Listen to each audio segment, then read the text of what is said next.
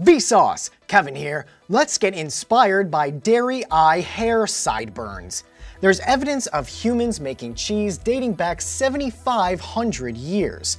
Dairy herding goes back 9,000, and it's believed our ancestors were lactose intolerant, so they ate fermented foods like yogurt and cheese, which turned lactose into lactic acid. And it was also easier to transport the protein-rich cheese curd than milk. The idea that eating carrots improves eyesight is a myth originating from World War II.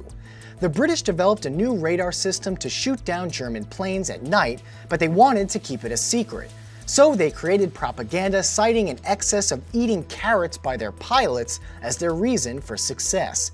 Carrots do have beta-carotene, which converts to vitamin A, a lack of which could lead to health problems, but any well-rounded diet will supply enough vitamin A. People started wearing powdered wigs because of syphilis.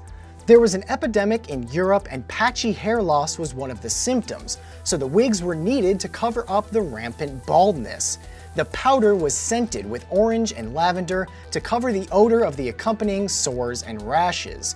Soon after, King Louis XIV and King Charles II wore them to cover their thinning hair, and they started a trend that spread throughout the aristocracy, with the term bigwig coming from those who could afford the biggest, most elaborate wigs. Having facial hair on the side of the face has been around since at least 100 BC, and we know this thanks to a mosaic featuring Alexander the Great sporting the style. But the name sideburns comes from a US Civil War general, Ambrose Burnside. He had facial hair across the cheeks that connected to his mustache, and it became known as Burnsides. Sideburns came into style a few years later by shaving the mustache, leaving you with just the burns on the side. Now, if we take out the air like this, the EY, S, and burns, what we're left with is dye and hide, an Easter egg tradition. Humans have been decorating eggs for millennia, with engraved ostrich eggs discovered in Africa going back 60,000 years. Christians of Mesopotamia stained eggs red in tribute to the blood of Christ, and the egg itself represents the resurrection of the Lord.